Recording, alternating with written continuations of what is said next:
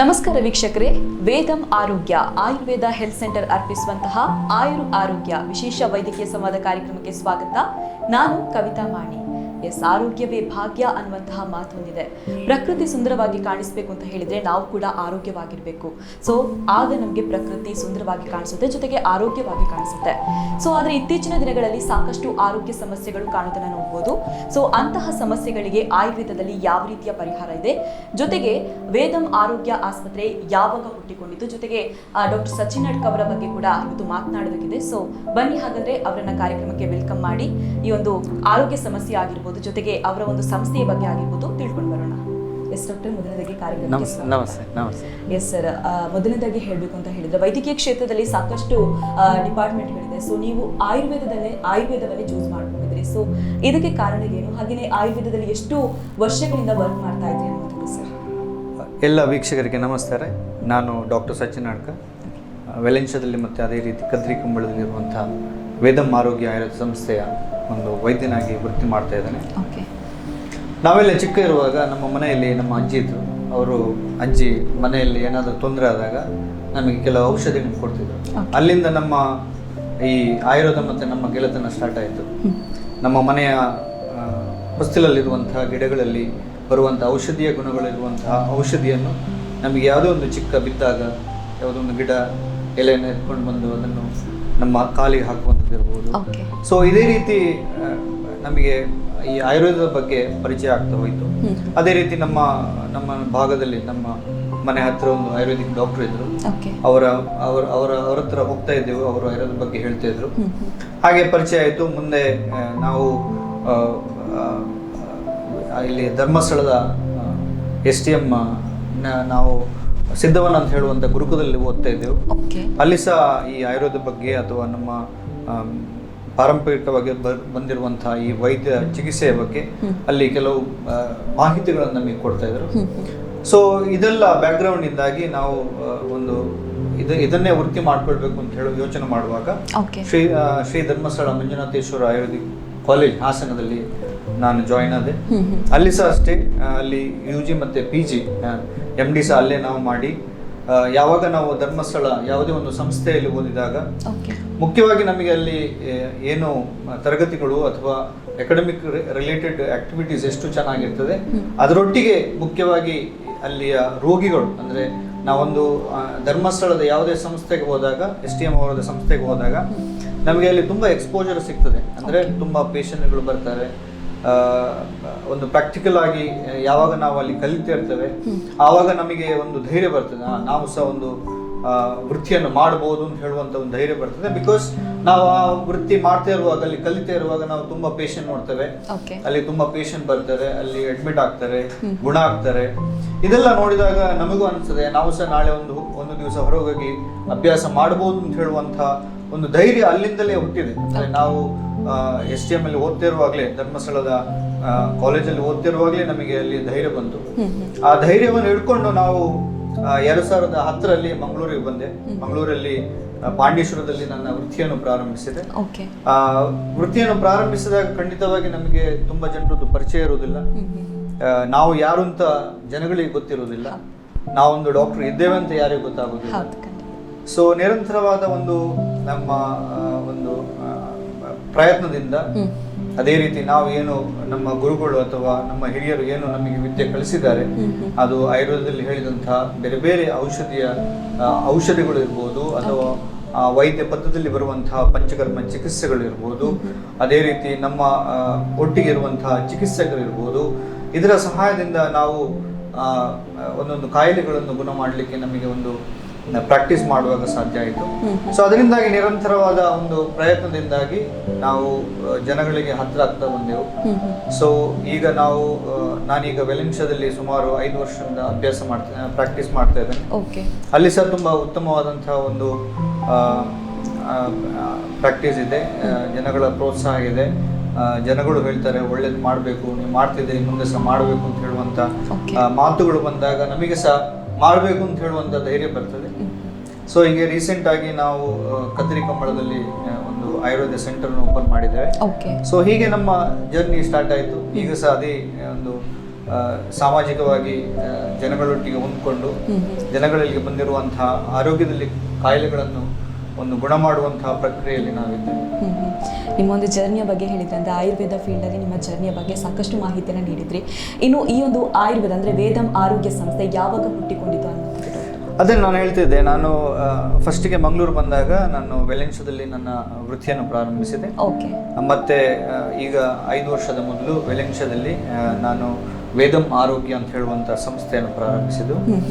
ಅಲ್ಲಿ ಮುಖ್ಯವಾಗಿ ಈ ಆಯುರ್ವೇದ ಚಿಕಿತ್ಸೆ ಇರ್ಬೋದು ಅಥವಾ ಪಂಚಕರ್ಮ ಚಿಕಿತ್ಸೆ ಇರ್ಬೋದು ಅಥವಾ ಅಲ್ಲಿ ಫಾರ್ಮಸಿ ಇದೆ, ವೇದಂ ಆರೋಗ್ಯ ಆಯುರ್ವೇದ ಫಾರ್ಮಸಿ ಅಂತ ಹೇಳುವಂಥದ್ದು. ಸೊ ಇದೆಲ್ಲ ಸುಮಾರು ಒಂದು 5 ವರ್ಷಗಳಿಂದ ನಾನು ಇಲ್ಲಿ ಈ ಚಿಕಿತ್ಸೆ ಅಂದರೆ ಈ ಪಂಚಕರ್ಮ ಚಿಕಿತ್ಸೆಗಳ ಮೂಲಕ ಒಂದು ಯಾವುದೇ ಒಂದು ರೋಗಿ ನಮ್ಮಲ್ಲಿ ಬಂದಾಗ ಅವರಿಗೆ ಕಾಯಿಲೆ ಏನಿದೆ ಅದನ್ನು ಡಯಾಗ್ನೋಸ್ ಮಾಡಿ ಆ ಕಾಯಿಲೆಗೆ ಯಾವ ಥರದ ಔಷಧಿ ಕೊಡ್ಬೋದು ಅಥವಾ ಯಾವ ಥರದ ಪಂಚಕರ್ಮ ಚಿಕಿತ್ಸೆಗಳನ್ನು ನಾವು ಮಾಡುವ ಮೂಲಕ ಆ ರೋಗವನ್ನು ಅಥವಾ ಆ ರೋಗಿಗಳಲ್ಲಿ ಬಂದಿರುವಂತಹ ಕಾಯಿಲೆಯನ್ನು ಗುಣ ಮಾಡಲಿಕ್ಕೆ ನಾವು ಸತತವಾದ ಪ್ರಯತ್ನ ಮಾಡ್ತಾ ಇದ್ದೇವೆ. ಸೊ ಸುಮಾರು ಒಂದು 5 ವರ್ಷದಿಂದ ನಿರಂತರವಾದ ಇದೇ ಒಂದು ವೃತ್ತಿಯಲ್ಲಿ ನಾವು ನಿರಂತರವಾಗ್ತಾ ಇದ್ದೇವೆ, ಮುಂದುವರಿತಾ ಇದ್ದೇವೆ. ಅದರೊಟ್ಟಿಗೆ ನಮಗೆ ಈ ವೆಲೆನ್ಶ್ ಅಂತ ಹೇಳುವಂಥ ಒಂದು ಭಾಗದಲ್ಲಿ ನಮ್ಮ ಪಾಂಡೇಶ್ವರ ಇರ್ಬೋದು, ಮಂಗಳದೇವಿ ಅಂತ ಹೇಳುವಂತ ಇರ್ಬೋದು, ಅದೇ ಕಂಕನಾಡಿ ಆ ಏರಿಯಾದೆಲ್ಲ ನಮ್ಮಲ್ಲಿಗೆ ಪೇಷಂಟ್ ಬರ್ತಾರೆ. ಬಂದು ಆ ದಿವಸ ಟ್ರೀಟ್ಮೆಂಟ್ ತಗೊಳ್ತಾರೆ, ಮನೆಗೆ ಪುನಃ ಹೋಗ್ತಾರೆ, ನೆಕ್ಸ್ಟ್ ಡೇ ಬರ್ತಾರೆ. ಹಾಗೆ ಸೊ ಒಂದು 7 ರಿಂದ 10 ದಿವಸ, 14 ದಿವಸ, 28 ದಿವಸದ ಕೋರ್ಸ್ಗಳಿರ್ತದೆ. ಸೊ ಅಲ್ಲಿ ಏನಾಗ್ತದೆ ಅಂದ್ರೆ ಅವರು ಪ್ರತಿ ದಿವಸ ನಮ್ಮ ಹಾಸ್ಪಿಟಲ್ಗೆ ಬರ್ತಾರೆ, ಟ್ರೀಟ್ಮೆಂಟ್ ತಗೊಳ್ತಾರೆ, ಪುನಃ ಮನೆಗೆ ಹೋಗಿ ಮನೆಯಲ್ಲಿ ರೆಸ್ಟ್ ತಗೊಳ್ತಾರೆ, ಅಥವಾ ನಾವು ಏನು ಪತ್ತೆ ಮಾಡ್ಬೇಕು ಹೇಳ್ತೇವೆ ಅದು ಅವರು ಪತ್ತೆ ಮಾಡ್ತಾರೆ. ಸೊ ಅದೇ ರೀತಿ ಅಲ್ಲಿ ಸ್ಟೇ ಮಾಡ್ಲಿಕ್ಕೆ ಸಹ ವ್ಯವಸ್ಥೆ ಇದೆ. ದೂರದಿಂದ ಬಂದವರು ಅಲ್ಲೇ ಸ್ಟೇ ಮಾಡಿಕೊಂಡು ಚಿಕಿತ್ಸೆ ತಗೊಳ್ತಾರೆ. ಸೊ ಇದು ಮುಖ್ಯವಾಗಿ ನಮ್ಮ ಈ ವೆಲೆನ್ಶ್ ಭಾಗ, ಕಂಕನಾಡಿ ಭಾಗ ಮತ್ತೆ ಮಂಗಳದೇವಿ ಆ ಏರಿಯಾಕ್ಕೆ ಸೀಮಿತವಾಗಿ ಆಗ್ತಿತ್ತು. ಯಾಕಂದ್ರೆ ದೂರದಿಂದ ಬಂದು ಅಥವಾ ನಮ್ಮ ಈಗ ಕದ್ರಿ ಭಾಗ ಇರ್ಬೋದು, ಅದೇ ರೀತಿ ವಿಜಯ ಭಾಗ ಇರ್ಬೋದು, ಆ ಭಾಗದವರಿಗೆ ಅಲ್ಲಿಗೆ ಬಂದು ಚಿಕಿತ್ಸೆ ತಗೊಳ್ಳಿಕ್ಕೆ ಕಷ್ಟ ಆಗುವಂತಹ ಒಂದು ಫೀಡ್ಬ್ಯಾಕ್ ಬಂತು. ಸೊ ಆವಾಗ ನಾವು ಈ ವಿಜಯ ಭಾಗ ಇರ್ಬೋದು, ಅದೇ ರೀತಿ ಕದ್ರಿ, ನಂತೂರು ಈ ಭಾಗದಲ್ಲಿ ನಮ್ಮ ಪೇಷಂಟ್ಸ್ ಇದ್ದಾರೆ, ರೋಗಿಗಳಿದ್ದಾರೆ. ಅಂದ್ರೆ ಯಾರು ರೋಗಗಳನ್ನು ಗುಣ ಮಾಡಬೇಕು ಅಂತ ಹೇಳುವಂತ ಉದ್ದೇಶ ನಮ್ಮಲ್ಲಿ ಬಂದಿರ್ತಾರೆ, ಅವರಿದ್ದಾರೆ. ಸೊ ಅವರಿಗೆ ಅಲ್ಲಿಗೆ ವೆಲೆನ್ಶಿಗೆ ಬರ್ಲಿಕ್ಕೆ ಕಷ್ಟ ಆಗ್ತದೆ ಅಂತ ಹೇಳುವಂತ ಒಂದು ವಿಚಾರ ಗೊತ್ತಾದಾಗ ನಾವು ಈಗ ರೀಸೆಂಟ್ ಆಗಿ ನಮ್ಮ ಕದ್ರಿ ಕಂಬಳ ರೋಡಲ್ಲಿ ಭಾಗದಲ್ಲಿ ನಾವು ಈಗೊಂದು ಆಯುರ್ವೇದ ಸೆಂಟರ್ ಅನ್ನು ಓಪನ್ ಮಾಡ್ತಿದ್ದೇವೆ. ಇಲ್ಲಿ ಸಹ ಹಾಗೆ ಪ್ರತಿ ದಿವಸ ಚಿಕಿತ್ಸೆಗೆ ಬಂದು ಚಿಕಿತ್ಸೆ ತಗೊಂಡು ಮನೆಗೆ ಹೋಗುವಂತ ಪ್ರಕ್ರಿಯೆ. ಸೊ ನಾವು ಫಸ್ಟ್ ಡೇ ಕನ್ಸಲ್ಟ್ ಮಾಡ್ತೇವೆ, ಅವ್ರಿಗೆ ಏನ್ ತೊಂದರೆ ಇದೆ ಅಂತ ಹೇಳಿ ಕನ್ಸಲ್ಟ್ ಮಾಡಿ ಯಾವ ತರದ ಚಿಕಿತ್ಸೆ ಬೇಕು, ಯಾವ ತರದ ಔಷಧಿ ಬೇಕು ಅಂತ ಹೇಳಿ ಡಿಸೈಡ್ ಮಾಡ್ತೇವೆ.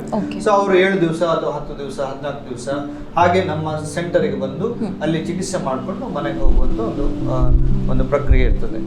ಸೊ ಸುಮಾರು 5 ವರ್ಷದಿಂದ ನಾವು ಈಗ ಮಾಡ್ತಿದ್ದೇವೆ. ಈಗ ರೀಸೆಂಟ್ ಆಗಿ ಸುಮಾರು 1.5 ತಿಂಗಳಿಂದ ಈಗ ಕದ್ರಿ ಕಂಬಳ ಭಾಗದಲ್ಲಿ ಸಹ ಈಗ ಪ್ರಾರಂಭ ಮಾಡ್ತಿದ್ದೇವೆ. ಸೊ ಈಗ ನಮ್ಮದು 2 ಸಂಸ್ಥೆ ಇದೆ. ಒಂದು ವೆಲೆನ್ಶದಲ್ಲಿ PF ಆಫೀಸ್ ಹತ್ರ ಇದೆ, ಅದೇ ರೀತಿ ಈಗ ಕದ್ರಿ ಕಂಬಳ ರೋಡ್ ಅಲ್ಲಿ ಇದೆ. ವೇದಂ ಆರೋಗ್ಯ ಸಂಸ್ಥೆಯ ಯಾವ ರೀತಿಯ ಫೆಸಿಲಿಟಿ ಇದೆ, ಜೊತೆಗೆ ಏನೆಲ್ಲ ರೀತಿಯ ಯಾವ ರೀತಿಯಲ್ಲಿ ಹುಟ್ಟಿಕೊಂಡಿದೆ ಎಲ್ಲದನ್ನ ಕೂಡ ತಿಳಿಸ್ಕೊಡ್ತಾ ಇದ್ರಿ. ಇನ್ನು ಈ ಒಂದು ವೇದಂ ಆರೋಗ್ಯ ಸಂಸ್ಥೆಯ ವಿಚಾರಕ್ಕೆ ಸಂಬಂಧಪಟ್ಟಂತೆ ಯಾವೆಲ್ಲ ರೋಗಕ್ಕೆ ಯಾವೆಲ್ಲ ರೀತಿಯ ಚಿಕಿತ್ಸೆಗಳನ್ನ ನೀಡಲಾಗುತ್ತೆ ಅನ್ನೋದು ಡಾಕ್ಟರ್? ನೋಡಿ, ನಮ್ಮ ಸಂಸ್ಥೆಯಲ್ಲಿ ಮುಖ್ಯವಾಗಿ ಈ ಪಂಚಕರ್ಮ ಚಿಕಿತ್ಸೆಗಳನ್ನು ನಾವು ಕೊಡ್ತೇವೆ. ಇಲ್ಲಿ ಥೆರಪಿಸ್ಟ್ಗಳು ಅಂತ ಹೇಳ್ತಾರೆ, ಅಂದ್ರೆ ಟ್ರೈನ್ಡ್ ಪಂಚಕರ್ಮ ಚಿಕಿತ್ಸೆ ಮಾಡಲಿಕ್ಕೆ ಅದರಿಂದ ಟ್ರೈನ್ ತಗೊಳ್ಳಿರುವಂತಹ ಪಂಚಕರ್ಮ ಥೆರಪಿಸ್ಟ್ಗಳಿದ್ದಾರೆ. ಅಂದ್ರೆ ಡಾಕ್ಟರ್ ಇರ್ತಾರೆ, ಡಾಕ್ಟರ್ ಫಸ್ಟ್ ಡೇ ಕನ್ಸಲ್ಟ್ ಮಾಡ್ತಾರೆ, ಯಾವ ತರ ತೊಂದರೆ ಇದೆ ಅಂತ ಹೇಳಿ. ಯಾವುದೇ ಒಂದು ದೇಹದಲ್ಲಿ ಬೇರೆ ಬೇರೆ ಕಾಯಿಲೆಗಳು ಇರ್ತದೆ, ಮೈಗ್ರೇನ್ ತೊಂದರೆ ಇರ್ಬೋದು, ಸೈನಸ್ ತೊಂದರೆ ಇರ್ಬೋದು, ಬೆನ್ನು ರಿಲೇಟೆಡ್ ನೋವುಗಳು ಇರ್ಬೋದು, ಅದೇ ರೀತಿ ಚರ್ಮದ ಕಾಯಿಲೆಗಳಿರ್ಬೋದು. ಸೊ ಯಾವುದೇ ಒಂದು ಕಾಯಿಲೆ ಹಿಡ್ಕೊಂಡು ಬಂದಾಗ ನಾವು ಎಸ್ ಎ ಡಾಕ್ಟರ್ ಆಗಿ ನಾವು ಕನ್ಸಲ್ಟ್ ಮಾಡ್ತೇವೆ. ಸೊ ಕನ್ಸಲ್ಟ್ ಮಾಡಿ ಅವರಿಗೆ ಯಾವ ತರ ತೊಂದರೆ ಇದೆ ಅಂತ ನಾವು ನೋಡ್ತೇವೆ. ತೊಂದರೆ ನೋಡ್ಕೊಂಡು ಅವರಿಗೆ ಔಷಧಿಯಲ್ಲಿ ಗುಣ ಮಾಡೋದನ್ನ ನಾವು ಔಷಧಿಯಲ್ಲಿ ನಾವು ಗುಣ ಮಾಡ್ಲಿಕ್ಕೆ ನಾವು ಅಡ್ವೈಸ್ ಮಾಡ್ತೇವೆ. ಅದಕ್ಕೆ ಮುಖ್ಯವಾಗಿ ಅವರಿಗೆ ಆಹಾರದ ಪ್ರಕ್ರಿಯೆ, ಅಂದ್ರೆ ಆಹಾರ ಯಾವ ತರ ತಗೊಳ್ಬೇಕು, ಏನ್ ತಿನ್ಬೇಕು, ಏನ್ ತಿನ್ಬಾರ್ದು, ಯಾವ ತರ ಡಯಟ್ ಮಾಡಬೇಕು, ಅದರ ಕಾಯಿಲೆ ಬಗ್ಗೆ ಸ್ವಲ್ಪ ಮಾಹಿತಿ ಕೊಟ್ಟು. ಸೊ ಓವರ್ ಆಲ್ ಆಗಿ ಆ ಪೇಷಂಟ್ ಬಂದಾಗ ಅವ್ರಿಗೆ ಗೊತ್ತಾಗಬೇಕು ನನ್ನ ಕಾಯಿಲೆ ಏನು, ಆ ಕಾಯಿಲೆ ಯಾಕೆ ಬಂದಿದೆ, ಆ ಕಾಯಿಲೆ ಯಾಕೆ ನನ್ನನ್ನು ಕಷ್ಟ ಕೊಡ್ತಾ ಇದೆ. ಸೊ ಅಟ್ಲೀಸ್ಟ್ ಅವರಿಗೆ ಒಂದು ಅರ್ಥ ಆದ್ರೆ ಒಂದು 50% ಅಲ್ಲೇ ಗುಣ ಆಗ್ತದೆ ಅಂತ ಹೇಳುವಂತ ಪೇಷಂಟ್ ಹೇಳ್ತಾರೆ. ಸೊ ಅದು ಗೊತ್ತಾದ ಮೇಲೆ ನಾವು ಅದರಿಗೆ ಅವರಿಗೆ ಯಾವ ತರ ವ್ಯವಸ್ಥೆ ಮಾಡ್ಬೋದು ಅಥವಾ ಹೇಗೆ ಗುಣ ಮಾಡ್ಬೋದು ಅಂತ ಹೇಳಿ ಅವರಿಗೆ ಹೇಳಿದ್ರೆ ಖಂಡಿತವಾಗಿ ಅವರು ಅದಕ್ಕೆ ಏನ್ ಬೇಕು, ಅದು ಏನ್ ಡಯಟ್ ಬೇಕು ಖಂಡಿತವಾಗಿ ಮಾಡ್ತಾ ಹೋಗ್ತಾರೆ. Okay. ಸೊ ಹಾಗೆ ಇಲ್ಲಿ ಪಂಚಕರ್ಮ ಚಿಕಿತ್ಸೆ ಮಾಡ್ತೇವೆ. ಯಾವುದೇ ಒಂದು ಕಾಯಿಲೆ ಬಂದಾಗ, ಈಗ ಫಾರ್ ಎಕ್ಸಾಂಪಲ್ ಸೈನಸ್ ತೊಂದರೆ ಅಂತ ಹೇಳುವಾಗ ನಸ್ಯ ಅಂತ ಹೇಳುವಂತ ಚಿಕಿತ್ಸೆ ಮಾಡ್ತೇವೆ. ಅದು ಮೂಗಲ್ಲಿ ಡ್ರಾಪ್ ಹಾಕಿ ಸ್ಟೀಮ್ ಎಲ್ಲ ಕೊಟ್ಟು ಅದನ್ನ ಚಿಕಿತ್ಸೆ ಇರ್ತದೆ. Okay. ಮೈಗ್ರೇನ್ ತೊಂದರೆ ಬಂದಾಗ ಶಿರೋಧಾರ ಅಂತ ಹೇಳುವಂತ ಚಿಕಿತ್ಸೆ ಮಾಡ್ತೇವೆ. ನೋವುಗಳು ಬೇರೆ ಬೇರೆ, ಮಂಡಿ ನೋವು, ಬೆನ್ನು ನೋವು ಅಂತ ಹೇಳುವಂತ ಚಿಕಿತ್ಸೆ ಕಾಯಿಲೆಗಳು ಬಂದಾಗ ಅದಕ್ಕೆ ಬೇರೆ ಬೇರೆ ಈ ಕಟಿಬಸ್ತಿ, ಗೃಹಬಸ್ತಿ ಅಂತ ಹೇಳುವಂತ ಚಿಕಿತ್ಸೆಗಳಿದೆ. ಅದೇ ರೀತಿ ಈಗ ಗ್ಯಾಸ್ಟ್ರೈಟಿಸ್ ಅಥವಾ ಇಸೋಫೆಗಲ್ ರಿಫ್ಲೆಕ್ಸ್ ಅಂತ ಹೇಳ್ತೇವೆ, ಅಂದ್ರೆ ಹೊಟ್ಟೆ ಊದುದು ಇದೆಲ್ಲ ಆದಾಗ ಅದಕ್ಕೆ ಬೇರೆ ಬೇರೆ ವಾಯು ಮಾತ್ರೆ, ಗುಳಿಗೆಗಳು, ಕಷಾಯಗಳು, ಅರಿಷ್ಟಗಳು ಕೊಟ್ಟು ಅದನ್ನು ಗುಣ ಮಾಡ್ತೇವೆ. ಅದೇ ರೀತಿ ಈ ಲಿವರ್ ತೊಂದರೆ ಬಂದಾಗ ಅದಕ್ಕೆ ಬೇಕಾಗಿರುವಂತ ಬೇರೆನೆ ಔಷಧಿ ಇದೆ. ಮೋಷನ್ ಗಟ್ಟಿಯಾಗೋದು ಅಥವಾ ಕಾನ್ಸ್ಟಿಪೇಷನ್ ಅಂತ ಹೇಳ್ತೇವೆ, ಅದಕ್ಕೆ ಬೇರೆನೆ ಔಷಧಿ ಇದೆ, ಅದಕ್ಕೆ ಚಿಕಿತ್ಸೆ ಸಹ ಇದೆ. ಸೊ ಒಂದು ಪೇಷಂಟ್ ಬಂದಾಗ ಅವ್ರಿಗೆ ಏನು ತೊಂದರೆ ಇದೆ, ಅದರ ಎಷ್ಟು ಡೀಪ್ ಆಗಿದೆ, ತುಂಬಾ ದೊಡ್ಡ ಕಾಯಿಲೆ, ಚಿಕ್ಕ ಕಾಯಿಲೆ ನೋಡಿಕೊಂಡು ಅವರಿಗೆ ನಾವು ಚಿಕಿತ್ಸೆ ಅಥವಾ ಔಷಧಿ ಕೊಡ್ತೇವೆ. ಸೊ ಅದಕ್ಕೆ ಇಲ್ಲಿ ಪಂಚಕರ್ಮ ಟ್ರೈನ್ ಆಗಿರುವಂತ ಪಂಚಕರ್ಮ ಥೆರಪಿಸ್ಟ್ಗಳಿದ್ದಾರೆ. ಅವರು ಟ್ರೈನ್ ಥೆರಪಿಸ್ಟ್ ನಮ್ಮ ಅಂಡರಲ್ಲಿ ಟ್ರೈನ್ ಆಗಿರ್ತಾರೆ. ಅವರು ಚಿಕಿತ್ಸೆಗಳನ್ನು ಮಾಡ್ತಾರೆ. ಮೇಲ್ಗೆ ಮೇಲ್ ಥೆರಪಿಸ್ಟ್ಗಳು ಇರ್ತಾರೆ, ಫಿಮೇಲ್ಗೆ ಫಿಮೇಲ್ ಥೆರಪಿಸ್ಟ್ಗಳು ಇರ್ತಾರೆ, ಬೇರೆ ವಿಂಗ್ ಇರ್ತದೆ. ಅವರು ಆ ಟೈಮಿಗೆ ಬಂದಾಗ ಅವರಿಗೆ ಬೇಕಾಗಿರುವಂತ ನಾವು ಏನು ಡಾಕ್ಟರ್ ಏನು ಅಡ್ವೈಸ್ ಮಾಡಿರ್ತಾರೆ ಆ ಚಿಕಿತ್ಸೆಯನ್ನು ನಾವಿಲ್ಲೇ ಮಾಡ್ತೇವೆ. ಸೊ ಬಟ್ ಚಿಕಿತ್ಸೆಗೆ ಬೇಕಾಗಿರುವಂತ ಔಷಧಿಗಳು ಅಂದ್ರೆ ಬೇರೆ ಬೇರೆ ಈ ಪುಡಿಗಳಿರ್ಬೋದು, ನಾವು ಕೂಟಲ್ ಸ್ಟೀಮ್ ಅಂತ ಹೇಳ್ತೇವೆ. ಅದೇ ರೀತಿ ಪತ್ರಪಿಂಡ ಸ್ವೇದ ಅಂತ ಹೇಳಕ್ಕೆ ಬೇಕಾಗಿರುವಂತ ಬೇರೆ ಬೇರೆ ಎಲೆಗಳಿರ್ಬೋದು, ನವರಕಿಡಿ ಅಂತ ಹೇಳುವಂತ ಒಂದು ಚಿಕಿತ್ಸೆ ಇದೆ. ಅದಕ್ಕೆ ಬೇಕಾಗಿರುವಂತ ಔಷಧಿಗಳನ್ನ ನಾವು ಇಲ್ಲೇ ಪ್ರಿಪೇರ್ ಮಾಡ್ತೇವೆ. ಅದನ್ನೆಲ್ಲ ಬಾಯ್ಲ್ ಎಲ್ಲ ಮಾಡಿ, ಕಷಾಯ ಎಲ್ಲ ಮಾಡಿ, ಮೆಡಿಸಿನ್ಸ್ ಎಲ್ಲ ಪ್ರಿಪೇರ್ ಮಾಡಿ ಅವರಿಗೆ ಚಿಕಿತ್ಸೆ ಮಾಡ್ತೇವೆ. ಸೊ ಒಂದು ದಿವಸ ಒಂದು ಟೈಮ್ ಅಪಾಯಿಂಟ್ಮೆಂಟ್ ಕೊಡ್ತೇವೆ. ಬೆಳಿಗ್ಗೆ ಒಂದು 7 ಗಂಟೆ ಸ್ಟಾರ್ಟ್ ಆದ್ರೆ ಸಂಜೆ 7 ಗಂಟೆವರೆಗೆ ಒಂದು ಟೈಮಿಂಗ್ ಇರ್ತದೆ. ಆ ಟೈಮಿಗೆ ಯಾವಾಗ ಬೇಕಾದ್ರೂ ಬಂದು ಅವರು ಚಿಕಿತ್ಸೆ ತಗೊಳ್ಬಹುದು. ಕೆಲವು ಕಾಯಿಲೆಗಳಿಗೆ ಕೆಲವು ಟೈಮಲ್ಲೇ ಬರ್ಬೇಕು ಅಂತ ಇರ್ತದೆ, ಕೆಲವು ಕಾಯಿಲೆ ಚಿಕಿತ್ಸೆಗಳಿಗೆ ಖಾಲಿ ಹೊಟ್ಟೆಯಲ್ಲಿ ಬರ್ಬೇಕು ಅಂತ ಇರ್ತದೆ. ಅಪಾಯಿಂಟ್ಮೆಂಟ್ ಅವ್ರು ತಗೊಳ್ಬೇಕಾಗ್ತದೆ. ಆ ಟೈಮಿಗೆ ಬರ್ತಾರೆ. ಇಲ್ಲಿ ಮೆಡಿಸಿನ್ಸ್ ಎಲ್ಲ ನಾವು ರೆಡಿ ಮಾಡಿ ಇಟ್ಟಿರ್ತೇವೆ. ಆ ಟೈಮಿಗೆ ಬಂದು ಟ್ರೀಟ್ಮೆಂಟ್ ಮಾಡಿ ಡಾಕ್ಟರ್ ಮಾತಾಡ್ಕೊಂಡು ಅವ್ರ ಮನೆಗೆ ಹೋಗ್ತಾರೆ. ಸೊ ಮನೆಯಲ್ಲಿ ಹೋಗಿ once again they will take rest like according to doctor advice ಪ್ರಕಾರ ಅವ್ರು ಏನು ಮಾಡ್ಬೇಕು ಅದು. ಅಂದ್ರೆ ಇಲ್ಲಿ ಒಂದು ಚಿಕಿತ್ಸೆ ಆಗ್ತಾ ಇರ್ತದೆ. ಅವರ ಮನೆ ಅವರಿಗೆ ಆಸ್ಪತ್ರೆ ತರ ಇರ್ತದೆ. ಅಂದ್ರೆ ಮನೆಯಲ್ಲೇ ಅವರ ಆಹಾರ ಪಥ್ಯ ಅದನ್ನೆಲ್ಲ ತಗೊಂಡು ಮನೆಯಲ್ಲೇ ರೆಸ್ಟ್ ತಗೊಂಡಿರುವಾಗ, so end of the day ಏನಾಗ್ತದೆ ಅಂದ್ರೆ ಮನೆಯಲ್ಲೇ ಇದ್ದಾಗ ಅವರಿಗೆ ಅನ್ಸೋದಿಲ್ಲ ನಾನು ಹಾಸ್ಪಿಟಲ್ ಇದ್ದೇನೆ ಅಂತ ಹೇಳಿ. ಬಟ್ ಮನೆಯಲ್ಲೇ ಇದ್ಕೊಂಡು ಚಿಕಿತ್ಸೆ ತಗೊಂಡಾಗ ಖಂಡಿತವಾಗಿ ನಮಗೆ ಗುಣ ಮಾಡ್ಲಿಕ್ಕೆ ತುಂಬಾ ಈಸಿ ಆಗ್ತದೆ. ಸೊ ಆತರ ಬೆಳಿಗ್ಗೆಯಿಂದ ಸಂಜೆವರೆಗೆ ಈ ಪಂಚಕರ್ಮದ ಚಿಕಿತ್ಸೆಗಳಾಗ್ತಾ ಇರ್ತದೆ. ಬೆಳಿಗ್ಗೆ 7 ಗಂಟೆಗೆ ಬಂದ್ರೆ 8 ಗಂಟೆಗೆ ಮುಗಿಸ್ಕೊಂಡು ಹೋಗ್ತಾರೆ, 9 ಗಂಟೆಗೆ ಬಂದ್ರೆ 10 ಗಂಟೆಗೆ ಮುಗಿಸ್ಕೊಂಡು ಹೋಗ್ತಾರೆ. ಸೊ ಹಾಗೆ ಪ್ರತಿ ದಿವಸ ಬರಬೇಕು, 7 ದಿವಸ ಬರಬೇಕು, ಅಪಾಯಿಂಟ್ಮೆಂಟ್ ಕೊಟ್ಕೊಂಡು ಮಾಡ್ಕೊಂಡು ಹೋಗ್ತಾರೆ. ಸೊ ಇದು ಒಂದು ಕ್ರಿಯೆ ಆಗ್ತಾ ಇರ್ತದೆ ಬೆಳಿಗ್ಗೆಯಿಂದ ಸಂಜೆವರೆಗೆ. ಬೆಳಿಗ್ಗೆ 8:30 ಇಂದ ಸಂಜೆ 7 ಗಂಟೆವರೆಗೆ ಡಾಕ್ಟರ್ ಇರ್ತಾರೆ. ಡಾಕ್ಟರ್ ಕನ್ಸಲ್ಟ್ ಮಾಡ್ತಾರೆ, ಲೈಕ್ ವಿ ಕನ್ಸಲ್ಟ್ ಪೇಷಂಟ್. ಅದು ಅವರಿಗೆ ಪ್ರಿವೆಂಟಿವ್ ಮೆಷರ್ಸ್ ಇರ್ಬೋದು, ಅಥವಾ ಕೌನ್ಸಿಲಿಂಗ್ ಇರ್ಬೋದು, ಅಥವಾ ಡಯಟ್ ನ್ಯೂಟ್ರಿಷನ್ ಬಗ್ಗೆ ಎಜುಕೇಶನ್ ಇರ್ಬೋದು, ಅದೇ ಯಾವುದೋ ಒಂದು ಕಾಯಿಲೆ ಹಿಡ್ಕೊಂಡು ಬಂದಾಗ ಅದನ್ನು ಗುಣ ಮಾಡ್ಲಿಕ್ಕೆ ಇರುವಂತ ಕನ್ಸಲ್ಟೇಷನ್ಸ್ ಇರ್ಬೋದು, ನಾವು ಮಾಡ್ತಾ ಇರ್ತೇವೆ. ಅದರೊಟ್ಟಿಗೆ ಈ ಯೋಗ ಚಿಕಿತ್ಸೆ ಸಹ ಮಾಡ್ತೇವೆ. ಯಾವುದೇ ಒಂದು ಪೇಷಂಟ್ ಬಂದಾಗ ಅವರಿಗೆ ತೊಂದರೆ ಏನಿದೆ ನೋಡ್ಕೊಂಡು ಆ ಕಾಯಿಲೆಗೆ ಯಾವ ತರದ ಯೋಗ ಚಿಕಿತ್ಸೆ ಬೇಕು, ಆಯುರ್ವೇದ ಮತ್ತೆ ಯೋಗ ಇದು ಒಟ್ಟಿಗೆ ಆದಾಗ ಖಂಡಿತವಾಗಿ ನಮಗೆ ಒಂದು ಪೇಷಂಟ್ ಬಂದಾಗ ಅವರಿಗೆ ರಿಸಲ್ಟ್ ಕೊಡ್ಲಿಕ್ಕೆ ತುಂಬಾ ಈಸಿ ಆಗ್ತದೆ. ಸೊ ಯೋಗ ಸಹ ಮಾಡ್ತಾ ಇರ್ತೇವೆ. ಅದರೊಟ್ಟಿಗೆ ಸೈಕಲಾಜಿಕಲ್ ಕೌನ್ಸಿಲಿಂಗ್. ಈಗಿನ ಓವರ್ ಆಲ್ ನಾವು ಲೈಫ್ ಸ್ಟೈಲ್ ನೋಡುವಾಗ ನಮ್ಮ ಮಾನಸಿಕ ಸ್ಥಿತಿಗತಿ ತುಂಬಾ ಇಂಪಾರ್ಟೆಂಟ್ ಆಗಿರ್ತದೆ. ಸೊ ದೈಹಿಕ ಕಾಯಿಲೆಗಳಿಗೆ ಮುಖ್ಯ ಕಾರಣ ಮಾನಸಿಕ ಇಂಬ್ಯಾಲೆನ್ಸ್ ಆಗ್ತಾ ಇರ್ತದೆ. ಸೊ ನಾವು ಕೌನ್ಸಿಲಿಂಗ್ ಕೊಡಬೇಕಾಗ್ತದೆ. ಸೊ ಅದು ಸಹ ನಾವು ಇಲ್ಲಿ ಮಾಡ್ತೇವೆ. ಅದೇ ರೀತಿ ನಮ್ಮ ಔಷಧಾಲಯದಲ್ಲಿ ಎಲ್ಲಾ ತರದ ಔಷಧಿಗಳಿದೆ. ಯಾವುದೇ ಗುಳಿಗೆಗಳಿರ್ಬೋದು, ಕಷಾಯಗಳಿರ್ಬೋದು, ಅರಿಷ್ಟಗಳಿರ್ಬೋದು, ಯಾವುದೇ ಎಲ್ಲಾ ತರದ ಹಿಮಾಲಯ ಕಂಪನಿ ಇರ್ಬೋದು, ನಾಗಾರ್ಜುನ ಕಂಪನಿ ಇರ್ಬೋದು, AVP ಅಂತ ಹೇಳುವಂತ ಈ ಕೇರಳದ ಕೆಲವು ಔಷಧಿ ಕಂಪನಿಗಳಿರ್ಬೋದು, ಅದರ ಔಷಧಿ ಎಲ್ಲ ದೊರೆಯುತ್ತದೆ. ಗುಗ್ಗುಳು ಮೆಡಿಸಿನ್ಸ್ ಇರ್ಬೋದು, ಅಥವಾ ಗುಳಿಗೆಗಳು, ಬೇರೆ ಬೇರೆ ಗುಳಿಗೆಗಳು ಬರ್ತದೆ. ಇದೆಲ್ಲ ನಮ್ಮ ಔಷಧಿ ಕೇಂದ್ರದಲ್ಲಿ ಇರ್ತವೆ. ನಾವು ಡಾಕ್ಟರ್ ಏನ್ ಬರೀತೇವೆ ಅದು ಸಹ ಇಲ್ಲಿರ್ತದೆ. ಅದೇ ರೀತಿ ಹೊರಗೆ ಬಂದು ತಗೊಳ್ಳುವವರಿಗೆ ಸಹ ನಮ್ಮ ಕೇಂದ್ರದಲ್ಲಿ ನಮ್ಮ ಔಷಧಿಗಳಿದೆ. ಮುಖ್ಯವಾಗಿ ಈ ಜ್ಯೂಸ್ಗಳಿರ್ಬೋದು, ಎಲೋವೆರಾ ಜ್ಯೂಸ್ ಇರ್ಬೋದು, ಆಮ್ಲ ಜ್ಯೂಸ್ ಇರ್ಬೋದು, ಇದೆಲ್ಲ ನಮ್ಮ ಫಾರ್ಮಸಿಯಲ್ಲಿ ದೊರೆತದೆ. ಸೊ ಯಾರಿಗೆ ಯಾವುದೇ ಒಂದು ಔಷಧಿ ಬೇಕಾದ್ರೆ ಖಂಡಿತವಾಗಿ ಬಂದು ಇಲ್ಲಿ ಕಲೆಕ್ಟ್ ಮಾಡ್ಬೋದು. ಅದರೊಟ್ಟಿಗೆ ಔಷಧಿ ಬಗ್ಗೆ ಏನಾದ್ರು ಡೌಟ್ ಇದ್ರೆ ಡಾಕ್ಟರ್ ಇಲ್ಲೇ ಇರ್ತಾರೆ. ಅವರನ್ನು ಕೇಳ್ಕೊಂಡು ನಿಮ್ಗೆ ಏನಾದರೂ ಡೌಟ್ ಇದ್ರೆ ಕೇಳ್ಕೊಂಡು ಔಷಧಿಗಳು ತಗೊಳ್ಬೋದು. ಸೊ ಇದು ನಮ್ಮ ಓವರ್ ಆಲ್ ನಮ್ಮ ಆಕ್ಟಿವಿಟಿ ಇರ್ತದೆ ನಮ್ಮ ಹಾಸ್ಪಿಟಲ್ ಅಲ್ಲಿ, ನಮ್ಮ ಸೆಂಟರ್ ಅಲ್ಲಿ. ಮುಖ್ಯವಾಗಿ ನಾವು ವೆಲ್ಲಿಂಗ್ಸದಲ್ಲಿ ಅಲ್ಲಿ ಪೇಷಂಟ್ ಅಡ್ಮಿಟ್ ಆಗಿರ್ತಾರೆ. ಅಲ್ಲಿ ಅವರಿಗೆ ಪಥ್ಯ ಬೇಕಾಗಿರುವಂತಹ ಆಹಾರ ಸಹ ನಾವು ಅಲ್ಲಿ ಕೊಡ್ತೇವೆ. ಅಲ್ಲಿ ಈ ಪ್ಯಾರಲೈಸ್ ಪೇಷಂಟ್ಸ್ ಎಲ್ಲ ಇದ್ರೆ ಅವರಿಗೆ ಈ ಫಿಸಿಯೋಥೆರಪಿ ಇರ್ಬೋದು ಅಥವಾ ಯೋಗ ಚಿಕಿತ್ಸೆ ಎಲ್ಲ ಒಟ್ಟಿಗೆ ಮಾಡಿ. So end of the day ಏನಾಗಬೇಕಂದ್ರೆ ಪೇಷಂಟ್ಗೆ ಹುಷಾರಾಗಬೇಕು. That is very important. ಯಾವುದೇ ಒಂದು ಚಿಕಿತ್ಸೆ ಇರ್ಬೋದು, ಆಯುರ್ವೇದ ಚಿಕಿತ್ಸೆ ಇರ್ಬೋದು, ಯೋಗ ಚಿಕಿತ್ಸೆ ಇರ್ಬೋದು, ಅದೇ ರೀತಿ ಫಿಸಿಯೋಥೆರಪಿ ಒಟ್ಟಿಗೆ ಮಾಡ್ಬೋದು, ಅದೇ ರೀತಿ ಡಯಟ್ ಮಾಡುವಂಥದ್ದು ಇರ್ಬೋದು, ಸೈಕಲಾಜಿಕಲ್ ಕೌನ್ಸಿಲಿಂಗ್ ಮಾಡುವಂಥದ್ದು. So over all end of the day patient should be he should be free from the disease. That is a very important basic motto. So ಅದಕ್ಕೆ ನಾವು ಆದಷ್ಟು ಇಲ್ಲಿ ನಾವು ಪ್ರಯತ್ನ ಮಾಡ್ತೇವೆ. ಎಸ್ ಡಾಕ್ಟರ್, ಇನ್ನು ಆಯುರ್ವೇದ ಅಂತ ಹೇಳಿದ ತಕ್ಷಣ ಪಥ್ಯ ಫಾಲೋ ಮಾಡಬೇಕು ಅಂತ ಹೇಳ್ತಾರೆ. ಸೊ ಇದ್ರ ಬಗ್ಗೆ ಹೇಳೋದಾದ್ರೆ ಡಾಕ್ಟರ್? ಅದೇ ಈಗ ಪಥ್ಯ ಅಂತ ಹೇಳುವಾಗ ಯಾವುದೇ ಒಂದು ಕಾಯಿಲೆಗೆ ನೋಡಿ, ನಮ್ಮ ಆಯುರ್ವೇದದಲ್ಲಿ ಹೇಳ್ತೇವೆ, ನೀವು ಒಳ್ಳೆ ಪಥ್ಯ ಮಾಡಿದ್ರೆ, ಒಳ್ಳೆ ಆಹಾರ ತಗೊಂಡ್ರೆ ಔಷಧಿಯ ಅವಶ್ಯಕತೆ ಇಲ್ಲ. ಆದ್ರೆ ನೀವು ಯಾವುದೇ ಒಂದು ಕಾಯಿಲೆಗೆ ಔಷಧಿ ತಗೊಳ್ಬೇಕಾದ್ರೆ ಅಲ್ಲಿ ಪಥ್ಯ ಇರಬೇಕಾಗ್ತದೆ. So end of the day ಯಾವುದೇ ಒಂದು ಔಷಧಿ ತಗೊಳ್ಬೇಕಾದ್ರೆ ನೀವು ಪಥ್ಯ ಮಾಡಲೇಬೇಕಾಗ್ತದೆ. ನೀವು ಆ ಪಥ್ಯ ಮಾಡಲಿಲ್ಲ ಅಂದ್ರೆ ಔಷಧಿ ಯೂಸ್ ಆಗೋದಿಲ್ಲ ಅಂತ ಹೇಳುವಂತ ಒಂದು ಮಾತಿದೆ ಆಯುರ್ವೇದದಲ್ಲಿ.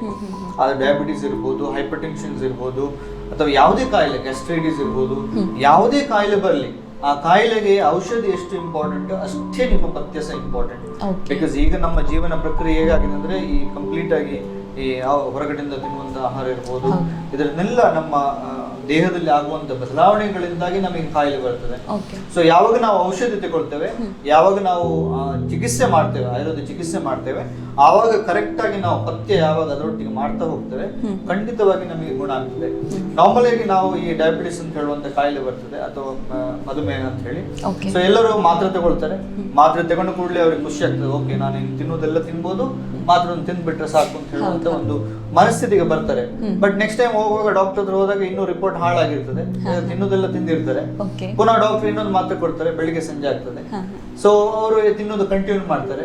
So end of the day ಹೀಗೆ ಕಂಟಿನ್ಯೂ ಆದ್ರೆ ಒಂದು ದಿವಸ ಇನ್ಸುಲಿನ್ ಗೆ ಡಿಪೆಂಡ್ ಆಗುವಂತ ಸ್ಟೇಜ್ ಬರ್ತದೆ. ಬಟ್ ಯಾವಾಗ ಒಬ್ಬ ಮನುಷ್ಯ ಡಯಾಬಿಟಿಸ್ ಇದ್ದವ ಮಾತ್ರೆ ತಗೊಳ್ತಾನೆ, ಅದರೊಟ್ಟಿಗೆ ನೀಟಾಗಿ ಡಯಟ್ ಮಾಡುದು ಅಥವಾ ಪಥ್ಯಗಳನ್ನು ಮಾಡಿ ಅವನ ರಿಪೋರ್ಟ್ ಅನ್ನು ಒಳ್ಳೇದು ಬರುವಾಗ ಮಾಡಿದ್ರೆ ಖಂಡಿತವಾಗಿ ಯಾರೇ ವೈದ್ಯರು ಇರ್ಬೋದು, ಯಾವುದೇ ಡಾಕ್ಟರ್ ಮೆಡಿಸಿನ್ ಕಮ್ಮಿ ಮಾಡ್ಲೇಬೇಕಾಗ್ತದೆ.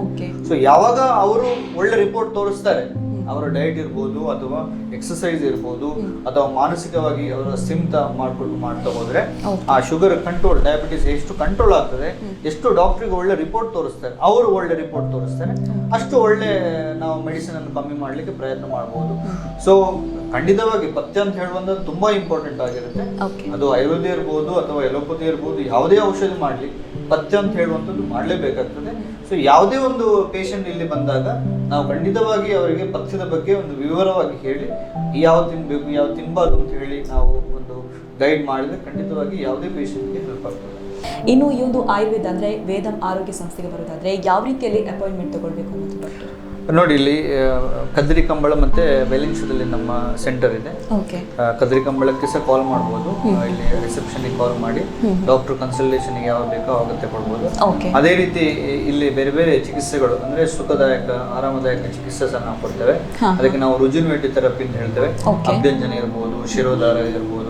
ಸೊ ಇದೆಲ್ಲ ಜನಗಳಿಗೆ ಈಗ ಗೊತ್ತಿರುವಂತಹ, ಎಲ್ಲರಿಗೂ ಗೊತ್ತಿದೆ ಶಿರೋಧಾರ ಅಂದ್ರೆ ಏನು, ಅಭ್ಯಂಜನ ಅಂದ್ರೆ ಏನು, ಆಯಿಲ್ ಅಲ್ಲಿ ಚಿಕಿತ್ಸೆಗಳನ್ನು ಮಾಡ್ತೇವೆ. ಸೊ ಅದಕ್ಕೆ ಅವರಿಗೆ ಡೈರೆಕ್ಟ್ ಬೇಕಾದ್ರೆ ಡೈರೆಕ್ಟ್ ಆಗಿ ಕಾಲ್ ಮಾಡಿ ಸಹ ನಮ್ಮ ರಿಸೆಪ್ಷನ್ ಕಾಲ್ ಮಾಡಿ ಸಹ ಅಪಾಯಿಂಟ್ಮೆಂಟ್ ತಗೊಂಡು ಇಲ್ಲಿ ಬರ್ಬೋದು. ಬಂದ ಮೇಲೆ ಡಾಕ್ಟರ್ ಕಾಣಿಸ ಅವರು ಚಿಕಿತ್ಸೆ ತಗೊಳ್ಬಹುದು. ಅದೇ ರೀತಿ ವೆಲೆನ್ಸಿಯಾದಲ್ಲಿ ಸಹ ಅವರು ಕಾಲ್ ಮಾಡ್ಬೋದು. ಅಲ್ಲಿ ಸಹ ಇದೇ ರೀತಿ ಅಂದ್ರೆ ನಾವು ಕೆಲವು ಔಷಧಿಗಳು ನಾವೇ ಇಲ್ಲಿ ಪ್ರಿಪೇರ್ ಮಾಡ್ತೇವೆ.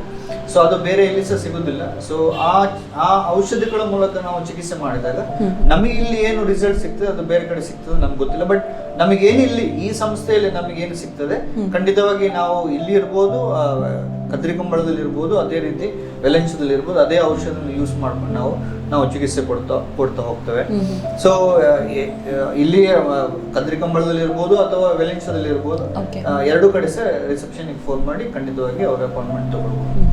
ಸಾಕಷ್ಟು ಆರೋಗ್ಯ ಸಮಸ್ಯೆಗಳಿಗೆ ಚಿಕಿತ್ಸೆಯನ್ನು ನೀಡಲಾಗುತ್ತೆ ಅಂತ ಹೇಳಿದ್ವಿ. ಸೊ ಈಗಾಗಲೇ ಸೊ ಯಾವ ರೀತಿ ಅಂದ್ರೆ ಯಾವ ರೀತಿಯಲ್ಲಿ ಗುಣವಾಗುತ್ತೆ ಅನ್ನುವಂಥದ್ದು ಡಾಕ್ಟರ್? ಅಂದ್ರೆ ಸಂಪೂರ್ಣವಾಗಿ ಗುಣವಾಗುತ್ತೆ ಅಥವಾ ಮತ್ತೆ ಮತ್ತೆ ರಿಪೀಟ್ ಆಗುವಂತ ಚಾನ್ಸಸ್ ಏನಾದ್ರು? ಅದು ಡಿಪೆಂಡ್ಸ್ ಆಗ್ತದೆ. ಈಗ ನೋಡಿ, ಒಂದು ಮನುಷ್ಯ ಒಂದು 30 ವರ್ಷದ ಹುಡುಗ ಬರ್ತಾನೆ, ಅವನಿಗೆ ಒಂದು ಬಿದ್ದು ಪೆಟ್ಟಾಗಿರ್ತದೆ, ಒಂದು ಗಾಯ ಆದ್ಮೇಲೆ ಅದು ಗುಣ ಆಗ್ಲೇಬೇಕು. 100% ಗುಣ ಆಗ್ತದೆ. ಯಾಕೆ ಅಂದ್ರೆ ಅವನು ಜಾಗ್ರತೆ ಮಾಡ್ಬೇಕು. ಸೊ ಗುಣ ಮಾಡ್ಬೇಕಾದ್ರೆ ಏನು ವ್ಯವಸ್ಥೆ ಬೇಕು ಅದು ಮಾಡ್ಬೇಕು. ಫಾರ್ ಎಕ್ಸಾಂಪಲ್, ಒಂದು ಲಿಗಮೆಂಟ್ ಟೇರ್ ಆಯ್ತು, ಅದು ಖಂಡಿತವಾಗಿ 100% ಗುಣ ಆಗ್ತದೆ. ಯಾಕಂದ್ರೆ ಅದು ಗಾಯ ಬದಲಾವಣೆಗಳಿದೆ. ಈಗ ಏಜ್ ಆದಾಗ ಮಂಡಿ ಸವೆತ ಆಗ್ತದೆ, ಹಾ, ಅದು ಬದಲಾವಣೆ, ಓಕೆ. ಅದು ಕಾಯಿಲೆ ಅಲ್ಲ ಆಕ್ಚುಲಿ. ಸೊ ಒಂದು ಏಜ್ ಆದಾಗ ನಮ್ಮ ಮಂಡಿಯಲ್ಲಿ ಒಂದು ಮಂಡಿ ಅಂತ ಬರ್ತದೆ, 2 ಜಾಯಿಂಟ್ ಬರ್ತದೆ, ಅಲ್ಲಿ ಜಾಯಿಂಟ್ ಬರ್ತದೆ, Okay. 2 ಬೋನುಗಳಿದೆ, ಕಾರ್ಟಿಲೇಜ್ ಇರ್ತದೆ. ಸೊ ಏಜ್ ಆದಾಗ ಮಂಡಿ ನಮ್ಮ ಬೋನಿನ ಸಾಂದ್ರತೆ ಕಮ್ಮಿ ಆಗ್ತಾ ಬರ್ತದೆ, Okay. ಕಾರ್ಟಿಲೇಜ್ ಒಣಗ್ತಾ ಹೋಗ್ತದೆ, ಅಲ್ಲಿ ಒಳಗಿರುವಂತಹ ಸೈನೋವಿಯಲ್ ಫ್ಲೂಯಿಡ್ ಕಮ್ಮಿ ಆಗ್ತಾ ಬರ್ತದೆ. ಇದು ಬದಲಾವಣೆ, ಇದು ಕಾಯಿಲೆ ಅಲ್ಲ ಆಕ್ಚುಲಿ. ಬಟ್ ಆ ಬದಲಾವಣೆ ಮೇಲೆ ಅವ ತಪ್ಪು ಮಾಡಿದಾಗ ಅದು ಕಾಯಿಲೆ ಆಗ್ತಾ ಹೋಗ್ತದೆ. ಸೊ ಅದನ್ನು ಕಂಪ್ಲೀಟ್ ಆಗಿ ನಾವು ಗುಣ ಮಾಡ್ಲಿಕ್ಕೆ ಆಗುದಿಲ್ಲ, ಅದನ್ನು ಮೇಂಟೈನ್ ಮಾಡ್ಬೋದು. ಅಂದ್ರೆ ಅವರಿಗೆ ನೋವು ಬರೋದಾಗೆ ನೋಡ್ಕೊಳ್ಬಹುದು, Okay. ಅಲ್ಲಿ ಊತ ಬರೋದಾಗೆ ನೋಡ್ಕೊಳ್ಬಹುದು, ಮುಂದೆ ಅದು ನೋವು ಜಾಸ್ತಿ ಆಗೋದಾಗೆ ನೋಡ್ಕೊಳ್ಬಹುದು. ಅದೇ ಒಂದು 30 ವರ್ಷದ ಹುಡುಗ ಒಂದು ಪೆಟ್ಟು ಹಾಕೊಂಡು ಬಂದ್ರೆ ಅವನನ್ನು ಖಂಡಿತವಾಗಿ ಗುಣ ಆಗ್ಬೋದು. ಅದಕ್ಕೆ ಅವನೇನ್ ಮಾಡ್ಬೇಕು, ಚಿಕಿತ್ಸೆ ತಗೊಳ್ಬೇಕು, ಅದರೊಟ್ಟಿಗೆ ರೆಸ್ಟ್ ತಗೊಳ್ಬೇಕು. Okay. ಸೊ ಆವಾಗ ಕಂಪ್ಲೀಟ್ ಆಗಿ ಗುಣ ಆಗ್ತದೆ. ಸೊ ಯಾವುದು ಕಂಪ್ಲೀಟ್ ಆಗಿ ಗುಣ ಆಗ್ತದೆ ಯಾವುದು ಹೇಳಲಿಕ್ಕೆ ಆಗೋದಿಲ್ಲ. ಬಟ್ ಯಾವುದೇ ಇಂಜುರಿ ಇರ್ಬೋದು ಅಥವಾ ಹೊರಗಡೆಯಿಂದ ಆದಂತಹ ಕಾಯಿಲೆಗಳು ಇರ್ಬೋದು, ಅದನ್ನ ನಾವು ಖಂಡಿತವಾಗಿ ಗುಣ ಮಾಡ್ಬೋದು. ಬಟ್ ದೇಹದಿಂದ ಬಂದಂತ ಯಾವುದೇ ಕಾಯಿಲೆಯನ್ನು ಸಹ ನಾವು ಕಂಪ್ಲೀಟ್ ಆಗಿ ಗುಣ ಆಗ್ತದೆ ಅಂತ ಹೇಳಲಿಕ್ಕೆ ಕಷ್ಟ ಆಗ್ತದೆ. But end of the day ಏನಾಗ್ತದೆ ಅಂದ್ರೆ ಅವರಿಗೆ ಡಯಟ್ ಇರ್ಬೋದು ಅಥವಾ ಅವರ ಲಿಮಿಟೇಷನ್ಸ್ ಏನು ಇರಬೇಕು ಅದನ್ನ ನಾವು ಹೇಳಿದಾಗ ಅವರು ಕರೆಕ್ಟ್ ಆಗಿ ಅದನ್ನು ಫಾಲೋ ಮಾಡಿದ್ರೆ ಖಂಡಿತವಾಗಿ ಆ ಕಾಯಿಲೆ ಪುನಃ ಬರೋದಾಗೆ ನಾವು ನೋಡ್ಕೊಳ್ಬಹುದು. ಫಾರ್ ಎಕ್ಸಾಂಪಲ್ ಈಗ ಮಂಡಿ ನೋವು ಅಂತ ಹೇಳ್ತೇವೆ. ಸೊ ಮಂಡಿ ನೋವು ಬಂದಾಗ ಅದಕ್ಕೆ ನಾವು ಚಿಕಿತ್ಸೆ ಕೊಡ್ತೇವೆ. ಚಿಕಿತ್ಸೆ ಕೊಟ್ಟಾಗ ಅದು ಗುಣ ಆಗ್ತದೆ ಏಜ್ ಆದಾಗ. ಮತ್ತೆ ಮನೆಗೆ ಹೋಗಿ ಅಡಿಗೆ ರೂಮ್ ಅಲ್ಲಿ ಕಂಟಿನ್ಯೂಸ್ ನಿಲ್ತಾರೆ, ಮೆಟ್ಲು ಹತ್ತುದು ಇಳಿದು ಮಾಡ್ತಾರೆ, ತುಂಬಾ ಓಡಾಡೋದು ಮಾಡ್ತಾರೆ. ಮಾಡಬಾರದು ಆದ್ರೂ ಮಾಡ್ತಾರೆ, ಬಿಕಾಸ್ ಅದೊಂದು ಹ್ಯಾಬಿಟ್ ಆಗಿರ್ತದೆ ಮಾಡೋದು. ಸೊ ಅದು ಮಾಡಿದಾಗ ಅದು ಇನ್ನು ಉಳ್ಬಣ ಆಗ್ತದೆ, ಪುನಃ ಜಾಸ್ತಿ ಆಗ್ತದೆ, ಪುನಃ ಬರ್ತಾರೆ. So end of the day ಯಾವಾಗ ಯಾವುದೇ ಒಂದು ಕಾಯಿಲೆಯನ್ನು ಅರ್ಥ ಮಾಡಿಕೊಂಡು ಅವರು ಮೇಂಟೈನ್ ಮಾಡ್ತಾ ಹೋದ್ರೆ ಖಂಡಿತವಾಗಿ ಬರೋದಿಲ್ಲ. ಈಗ ಬೆನ್ನು ನೋವು ಅಂತ ಹೇಳಿದಾಗ ಡಿಸ್ಕ್ ಪ್ರೊಲ್ಯಾಪ್ಸ್ ಇರ್ಬೋದು, ಡಿಸ್ಕ್ ಬಲ್ಜ್ ಅಂತ ಇರುವಂತದ್ದು, ಅದಕ್ಕೆ ತುಂಬಾ ಹೊತ್ತು ಕೂತ್ಕೊಳ್ಬಾರ್ದು, ತುಂಬಾ ಹೊತ್ತು ನಿಲ್ಬಾರ್ದು, ಬಗ್ಗುದು ಎತ್ತುದು ಎಳಿಬಾರ್ದು, ಮಾಡಬಾರ್ದು. But end of the day ಏನಾಗ್ತದೆ, ನಾವು ಮನೆಗೆ ಹೋದ್ಮೇಲೆ ನಮಗೆ ಎಲ್ಲ ಮರ್ತೋಗ್ತದೆ. ಗುಣ ಆದ್ಮೇಲೆ ಪುನಃ ಸ್ಟಾರ್ಟ್ ಮಾಡ್ತೇವೆ ಏನಾದ್ರು ಮಾಡ್ಲಿಕ್ಕೆ, ಸೊ ಪುನಃ ಬರ್ತದೆ. ಸೊ ಕಾಯಿಲೆಗಳು ಹೇಗೆ ಬರ್ತದೆ ಹೇಳಲಿಕ್ಕೆ ಆಗುದಿಲ್ಲ. ಬಟ್ ಅದಕ್ಕೊಂದು ಲಿಮಿಟೇಷನ್ಸ್ ಇದೆ. ಆ ಲಿಮಿಟೇಷನ್ ಅಲ್ಲಿ ನಾವು ಮೇಂಟೈನ್ ಮಾಡ್ತಾ ಹೋದ್ರೆ ಖಂಡಿತವಾಗಿ ಒಂದು ಬಂದ ಕಾಯಿಲೆಯನ್ನು ಪುನಃ ಬರೋದಾಗಿ ನಾವು ನೋಡ್ಕೊಳ್ಬಹುದು. ಹಾಗಾದ್ರೆ ಈ ಒಂದು ಚಿಕಿತ್ಸೆಗೆ ಎಷ್ಟು ಟೈಮ್ ತಗೊಳುತ್ತೆ ಡಾಕ್ಟರ್? ಅದೇ ಈಗ ಬೇರೆ ಬೇರೆ ಕಾಯಿಲೆಗಳಿಗೆ ಬೇರೆ ಬೇರೆ ರೀತಿಯಂತ ಟೈಮ್ ಇರ್ತದೆ. ಅಂದ್ರೆ ಒಂದು ಟೈಮ್ ಅಂತ ಇರ್ತದೆ. ಒಂದು ಪಂಚಕರ್ಮ ಚಿಕಿತ್ಸೆ ಅಂತ ಹೇಳುವಾಗ ಅದರಲ್ಲಿ ವಿರೇಚನ, ವಮನ, ಹಾಗೆ ಬೇರೆ ಬೇರೆ ಚಿಕಿತ್ಸೆಗಳು ಬರ್ತದೆ. ಅದು 7 days ಇಂದ 10 days ವರೆಗೆ ತಗೊಳ್ತದೆ. ಕೆಲವು ಈ ಜಾನುಬಸ್ತಿ ಅಥವಾ ಕಟಿಬಸ್ತಿ ಅಂತ ಹೇಳುವಂತ ಚಿಕಿತ್ಸೆ 7 days ತಗೊಳ್ತದೆ. ಪ್ರತಿ ದಿವಸ 1 hour ಬರಬೇಕು, ಟ್ರೀಟ್ಮೆಂಟ್ ತಗೊಂಡು ಮನೆಗೆ ಹೋಗ್ಬೇಕು. ಅದೇ ರೀತಿ ಈ ವಿರೇಚನ ಅಂತ ಹೇಳುವಂಥದ್ದು ಅದೇ 7 ಇಂದ 10 days ಬರ್ತದೆ. ಶಿರೋಧ ನಸ್ಯ ಅಂತ ಹೇಳುವಂಥದ್ದು 8 ದಿವಸ ತಗೊಳ್ತದೆ. ಸೊ ಈ loss of strength, paralysed condition ಇದ್ರೆ ಅದಕ್ಕೆ ಲಾಂಗ್ ಟೈಮ್ ರಿಹ್ಯಾಬಿಲಿಟೇಟಿವ್ ಟ್ರೀಟ್ಮೆಂಟ್ ಅಂತ ಹೇಳ್ತೇವೆ. ಅದು ಇಷ್ಟು ದಿವಸ ಅಂತಿಲ್ಲ, ಅವ್ರು ಗುಣ ಆಗುವವರೆಗೆ ನಾವು ಮಾಡ್ಬೇಕು. ಅಂದ್ರೆ ಸ್ಟ್ರೆಂತ್ ಬರುವಷ್ಟು ದಿವಸ ನಾವು ಮಾಡ್ಬೇಕಾಗ್ತದೆ. ಸೊ ಒಂದು ಹೀಗೆ ಅಂತ ಹೇಳಲಿಕ್ಕೆ ಆಗುದಿಲ್ಲ. We decide, like as A doctor ನಾವು ಡಿಸೈಡ್ ಮಾಡ್ತೇವೆ ಒಂದು ಪೇಷಂಟ್ ಬಂದಾಗ ಅವರಿಗೆ ಎಷ್ಟು ದಿವಸ ಚಿಕಿತ್ಸೆ ಬೇಕು, ಅವರದ್ದು ಕಾಯಿಲೆ ಎಷ್ಟು ಸಿವಿಯರಿಟಿ ಇದೆ ಅದನ್ನ ನೋಡ್ಕೊಂಡು ನಾವು ಡಿಸೈಡ್ ಮಾಡಬೇಕಾಗ್ತದೆ. ಸೊ ಒಮ್ಮೆ ಕನ್ಸಲ್ಟ್ ಆದ್ಮೇಲೆ ಅವರಿಗೆ ನಾವು ಹೇಳ್ಬೋದು ಇಷ್ಟು ದಿವಸ ನೀವು ಮಾಡಬೇಕಾಗ್ತದೆ ಅಂತ ಹೇಳ್ಬೋದು. ಕೆಲವರಿಗೆ 3 ದಿವಸ ಸಾಕಾಗ್ತದೆ, ಕೆಲವರಿಗೆ 5 days ಸಾಕಾಗ್ತದೆ, ಕೆಲವರಿಗೆ 7 days ಬೇಕಾಗ್ತದೆ, ಕೆಲವರಿಗೆ ಲಾಂಗ್ ಟೈಮ್ 28 days ಅಥವಾ 2 months ಆ ಥರ ಚಿಕಿತ್ಸೆ ಬೇಕಾಗ್ತದೆ. Depends on condition, it all depends on consultation. ನಾವು ಹೇಗೆ ಒಂದು ಕನ್ಸಲ್ಟೇಷನ್ ಮಾಡ್ತೇವೆ ಆ ಪೇಷಂಟ್ ಅನ್ನು ನೋಡಿಕೊಂಡು ಅವರ ಕಾಯಿಲೆ ಏನು ತೊಂದರೆ ಇದೆ ಅದನ್ನು ನೋಡ್ಕೊಂಡು ನಾವು ಹೇಳ್ಬೋದು. ಆಗ್ಲೇ ನೀವು ಹೇಳ್ತಾ ಇದ್ರಿ ಆಯುರ್ವೇದದಲ್ಲಿ ಚಿಕಿತ್ಸೆ ಮಾಡೋದಾದ್ರೆ ಪಥ್ಯವನ್ನ ಕೂಡ ಫಾಲೋ ಮಾಡಬೇಕು ಅಂತ. ಸೊ ಅದನ್ನ ಹೊರತುಪಡಿಸಿ ಬೇರೆ ಏನೆಲ್ಲ ಫಾಲೋ ಮಾಡಬೇಕಾಗುತ್ತೆ? ಖಂಡಿತವಾಗಿ ಮಾನಸಿಕವಾಗಿರುವಂತಹ ಒಂದು ಸಾಮಾಜಿಕವಾಗಿ ನಾವು ಚೆನ್ನಾಗಿರೋದು ತುಂಬಾ ಇಂಪಾರ್ಟೆಂಟ್ ಆಗಿರುತ್ತೆ. WHO ಹೇಳ್ತದೆ ಸಾಮಾಜಿಕವಾಗಿ ನಾವು ಚೆನ್ನಾಗಿರ್ಬೇಕಂದ್ರೆ, ನಾವು ಸಾಂಸಾರಿಕವಾಗಿ ಚೆನ್ನಾಗಿರ್ಬೇಕಂದ್ರೆ ಮನೆಯಲ್ಲಿ ಒಳ್ಳೆಯ ವಾತಾವರಣ ಇರಬೇಕು. ಅದೇ ರೀತಿ ಸಮಾಜದಲ್ಲಿ ನಮಗೊಂದು ಒಳ್ಳೆಯ ಹೆಸರು ಇರಬೇಕು. ಆಗ ನಾವು ಗೊತ್ತಿಲ್ಲದೆ ನಾವು ಮಾನಸಿಕವಾಗಿ ಚೆನ್ನಾಗಿರ್ತೇವೆ. ಸಮಾಜದಲ್ಲಿ ಎಲ್ಲರೂ ನಿಮ್ಮನ್ನು ದೂರ್ತಾರೆ, ನೀವು ಸರಿ ಇಲ್ಲ ಅಥವಾ ನೀವು ಸರಿ ಕೆಲಸ ಮಾಡ್ತಾ ಇಲ್ಲ, ನಿಮ್ಗೇನೋ ಇದಾಗಿದೆ ಹಾಗಾಗಿದೆ ಅಂತ ಹೇಳಿದಾಗ ನಾವು ಸಹ ಮಾನಸಿಕವಾಗಿ ಕುಗ್ಗಿ ಹೋಗ್ತೇವೆ. ಯಾವಾಗ ಮಾನಸಿಕವಾಗಿ ನಾವು ಕುಗ್ಗಿ ಹೋಗ್ತೇವೆ ನಮಗೆ ಗೊತ್ತಿಲ್ಲದ ದೈಹಿಕವಾಗಿ ಬೇರೆ ಬೇರೆ ಕಾಯಿಲೆಗಳು ಬರ್ತವೆ. ಸೊ ಮುಖ್ಯವಾಗಿ ಸಮಾಜದಲ್ಲಿ ನಾವು ಚೆನ್ನಾಗಿರ್ಬೇಕು ಅಂದ್ರೆ ಸಮಾಜದಲ್ಲಿ ಒಗ್ಗಿಕೊಂಡು ಚೆನ್ನಾಗಿರ್ಬೇಕು. ಯಾವಾಗ ಸಮಾಜದಲ್ಲಿ ಚೆನ್ನಾಗಿರ್ತೇವೆ ನಮ್ಗೆ ಗೊತ್ತಿಲ್ಲದೆ ಮಾನಸಿಕವಾಗಿ ನಾವು ಚೆನ್ನಾಗಿ ಆಗ್ತಾ ಹೋಗ್ತೇವೆ. ಮಾನಸಿಕವಾಗಿ ಯಾವಾಗ ಚೆನ್ನಾಗಿರ್ತೇವೆ ದೈಹಿಕವಾಗಿ ನಮ್ಮ ದೇಹದಲ್ಲಿ ಏನು ಒಳ್ಳೆ ಪ್ರಕ್ರಿಯೆಗಳಾಗಬೇಕು, ಏನು ಮೆಟಬಾಲಿಸಮ್ ಆಗಬೇಕು ಅದೆಲ್ಲ ಚೆನ್ನಾಗಿ ಆಗ್ತಾ ಇರ್ತದೆ. ಒಳ್ಳೆ ಆಹಾರ ತಿನ್ಬೇಕಂದ್ರೆ ಟೈಮಿಗೆ ಊಟ ಮಾಡಬೇಕು. ಬೆಳಿಗ್ಗೆ ತಿಂಡಿ, ಮಧ್ಯಾಹ್ನ ಊಟ, ರಾತ್ರಿ ಊಟ, ಅಥವಾ ಮಿಡ್ಲಲ್ಲಿ ಆಗಾಗ ತಿಂತಾ ಇರೋದು ಅಥವಾ ಹೊರಗಡೆನೆ ತುಂಬಾ ತಿನ್ನುವುದು. ಸೊ ಇದೆಲ್ಲ ಮಾಡ್ತಾ ಹೋದಾಗ ನಮ್ಗೆ ಗೊತ್ತಿಲ್ಲದೆ ನಮ್ಮ ದೇಹದಲ್ಲಿ ಬದಲಾವಣೆಗಳಾಗಿ ನಮ್ಗೆ ಗೊತ್ತಿಲ್ಲದೆ ಒಂದು ಏಜ್ ಅಲ್ಲಿ ನಮಗೆ ಕಾಯಿಲೆ ಬರ್ಲಿಕ್ಕೆ ಶುರು ಆಗ್ತದೆ. ಆ ಕಾಯಿಲೆ ಬಂದಾಗ ಅನಿಸ್ತದೆ ಇಷ್ಟೆಲ್ಲ ಏನೆಲ್ಲ ತಪ್ಪು ಮಾಡಿದ್ದೇವೆ ಅಂತ ಆವಾಗ ಗೊತ್ತಾಗ್ತದೆ ಕಾಯಿಲೆ ಬಂದಾಗ. ಸೊ ಅದರ ಮೊದಲೇ ನಾವು ಅರ್ಥ ಮಾಡಿಕೊಂಡು ನಾವು ಖಂಡಿತವಾಗಿ ನಮ್ಮ ಆಹಾರ ಇರ್ಬೋದು ಅಥವಾ ಒಳ್ಳೆ ನಿದ್ದೆ ಇರ್ಬೋದು ಅಥವಾ ನಮ್ಮ ವರ್ಕ್ ಪ್ಲೇಸಲ್ಲಿ ತುಂಬ ಸ್ಟ್ರೆಸ್ ಮಾಡದೆ ಅದನ್ನು ಎಂಜಾಯ್ ಮಾಡ್ಕೊಂಡು ನಾವು ಕೆಲಸ ಮಾಡ್ತಾ ಹೋದರೆ ಖಂಡಿತವಾಗಿ ನಮಗೆ ಯಾವುದೇ ಒಂದು ಕಾಯಿಲೆ ಬರದಾಗೆ ಸಹ ನೋಡ್ಬೋದು, ಬಂದದನ್ನು ಸಹ ಮೇಂಟೈನ್ ಮಾಡಲಿಕ್ಕೆ ನಮಗೆ ಸುಲಭ ಆಗ್ತದೆ. So end of the day ನಮ್ಮನ್ನು ನಾವು ನೋಡ್ಕೊಳ್ಬೇಕಾಗ್ತದೆ. ನಮ್ಮ ದೇಹ, ನಮ್ಮ ಮನಸ್ಸು, ನಮ್ಮ ಆಹಾರವನ್ನು ನಾವು ಎಷ್ಟು ಕಂಟ್ರೋಲ್ ಇಟ್ಕೊಳ್ತೇವೆ ಅಷ್ಟು ನಮ್ಮ ದೇಹ ಸಹ ಆರೋಗ್ಯ ಸಹ ಕಂಟ್ರೋಲ್ ಇರ್ತದೆ. ಎಸ್ ಡಾಕ್ಟರ್, ಇಷ್ಟೊತ್ತು ನಮ್ಮ ಜೊತೆಗಿದ್ದು ಆಯುರ್ವೇದದ ಒಂದು ಮಹತ್ವದ ಬಗ್ಗೆ ಆಗಿರ್ಬೋದು, ಸೊ ಹಾಗೆಯೇ ಈ ಒಂದು ವೇದಂ ಆರೋಗ್ಯ ಸಂಸ್ಥೆಯಲ್ಲಿ ಯಾವ ರೀತಿಯ ಫೆಸಿಲಿಟಿ ಇದೆ, ಜೊತೆಗೆ ಯಾವೆಲ್ಲ ರೀತಿಯ ಚಿಕಿತ್ಸೆಗಳನ್ನು ನೀಡಲಾಗುತ್ತೆ, ಸೊ ಇದರೆಲ್ಲದರ ಬಗ್ಗೆ ಮಾಹಿತಿಯನ್ನು ನೀಡಿದರೆ thank you so much doctor. Yes, ನೋಡಿದ್ರಲ್ಲ ವೀಕ್ಷಕರೇ, ವೇದಂ ಆರೋಗ್ಯ ಆಸ್ಪತ್ರೆಯಲ್ಲಿ ಯಾವ ರೀತಿಯ ಫೆಸಿಲಿಟಿ ಇದೆ, ಜೊತೆಗೆ ಏನೆಲ್ಲ ಚಿಕಿತ್ಸೆಗಳನ್ನು ನೀಡಲಾಗುತ್ತೆ, ಜೊತೆಗೆ ಏನೆಲ್ಲ ಯೂಸಸ್ ಇದೆ, ಎಲ್ಲದನ್ನು ಕೂಡ ಡಾಕ್ಟರ್ ತಿಳಿಸಿಕೊಟ್ರು. ಇದಾಗಿದ್ದು ಈ ಹೊತ್ತಿನ ವಿಶೇಷ ಕಾರ್ಯಕ್ರಮ. ನಿರಂತರ ಸುದ್ದಿ, ಮಾಹಿತಿ, ಮನೋರಂಜನೆಗಾಗಿ ನೋಡ್ತಾ ಇರಿ V4 ನ್ಯೂಸ್. ಇದು ಮುನ್ನುಡಿ, ಮುನ್ನಡೆಗಾಗಿ.